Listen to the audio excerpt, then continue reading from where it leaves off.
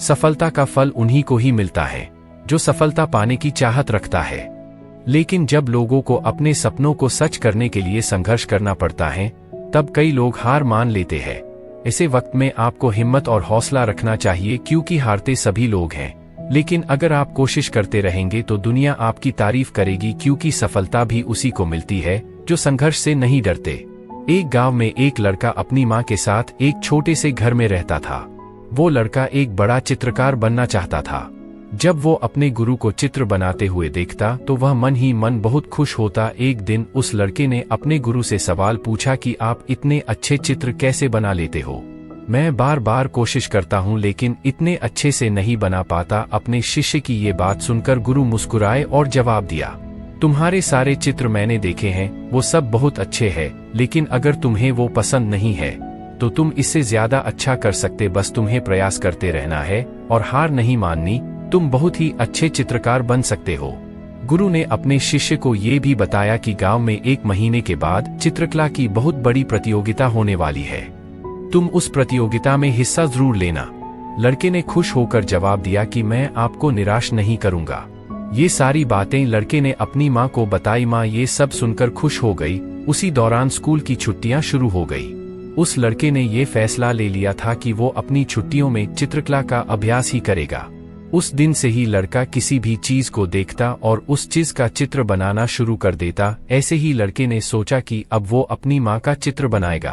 उस लड़के ने अपनी माँ को ध्यान से देखा और चित्र बनाना शुरू कर दिया।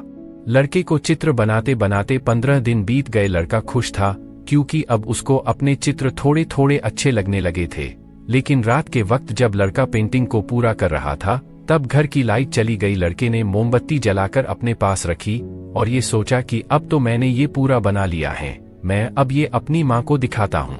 ये सोचकर लड़का अपने घर से बाहर निकल गया और जब वो अपनी माँ को लेकर आया तब उसने देखा कि मोमबत्ती उसके चित्र पर गिर गई है और उसका चित्र पूरा जल चुका है। लड़का बहुत दुखी हुआ। जो चित्र उसने बनाया था उस चित्र को अभी तक किसी ने नहीं देखा था। लड़के की माँ ने उसे समझाया कि तुम्हें फिर से कोशिश करनी चाहिए, लेकिन लड़का अपने चित्र को बार बार याद करता और दुखी होता। ऐसे ही 10 दिन बीत गए। एक दिन माँ ने लड़के को समझाया कि अगर तुम्हें दोबारा कोशिश करनी चाहिए, तुम इतनी जल्दी हार नहीं मान सकते। माँ की ये बात सुनकर लड़का घर से बाहर निकल गया। जब लड़का बाहर गया तब उसने प्रकृति का एक प्यारा नज़ारा देखा। लड़का खुश हो गया और अपने चित्र बनाने का सारा सामान लेकर वो बाहर निकला और प्रकृति के उस सुंदर नज़ारे का चित्र बनाने लगा।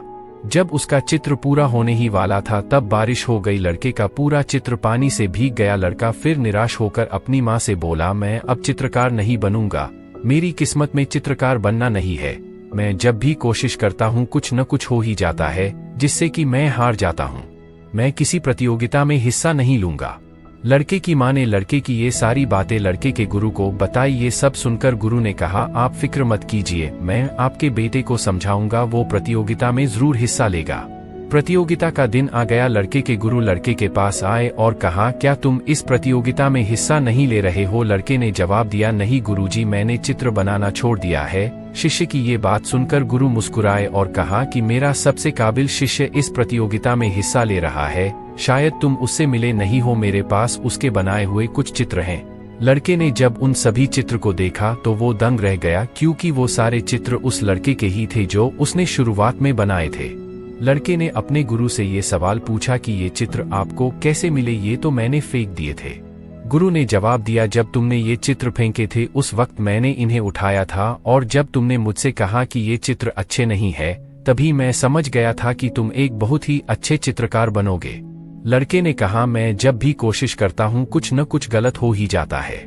अगर आज मैं इस प्रतियोगिता में हिस्सा लूंगा तो पता नहीं मैं जीतूंगा कि नहीं। लड़के की ये बात सुनकर गुरु मुस्कुराए और जवाब दिया, प्रतियोगिता में अगर तुम हारे तो मुझे दुख नहीं होगा, लेकिन अगर तुम बिना कोशिश करे हार मान लोगे तब मुझे ज्यादा दुख होगा, और तुमने मुझसे कहा था कि तुम मुझे निराश नहीं होने दोगे।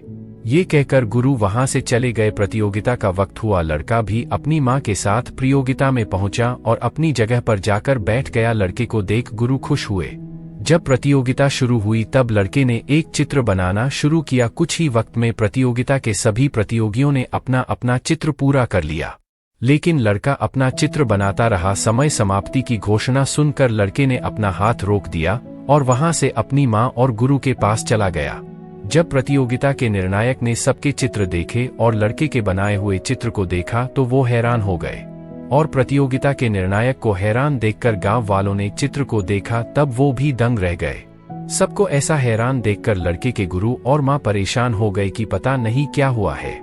जब लड़के के गुरु ने देखा कि लड़के ने अपने चित्र में प्रकृति के नज़ारे के साथ साथ अपनी मां को भी अपने चित्र में इतनी अच्छी और बारीकी से बनाया है कि हर कोई उस लड़के की मां को आसानी से पहचान सकता है।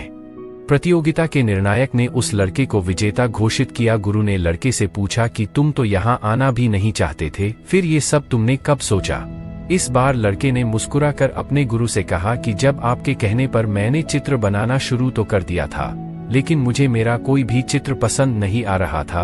लेकिन जब मैंने अपनी माँ का चित्र बनाया तब वो पहली बार था कि मुझे वो चित्र इतना पसंद आया था, और दूसरी बार तब जब मैंने प्रकृति के नज़ारे का चित्र बनाया था।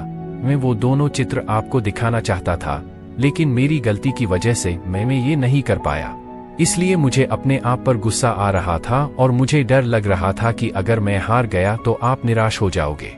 गुरु ने मुस्कुराकर लड़के को गले लगाकर शाबाशी दी और कहा, मुझे गर्व है कि मैं एक चित्रकार का गुरु हूँ। सीख, अगर आप किसी काम में बार बार असफल हो रहे हो तो इसका मतलब ये नहीं कि आप उस काम के काबिल नहीं, इसका बस यही मतलब है सफलता आपको और बेहतर बनाना चाहती है। इसलिए हमेशा ये सोचिए कि आप अपने काम को बेहतर और बेहतर कैसे बना सकते हैं।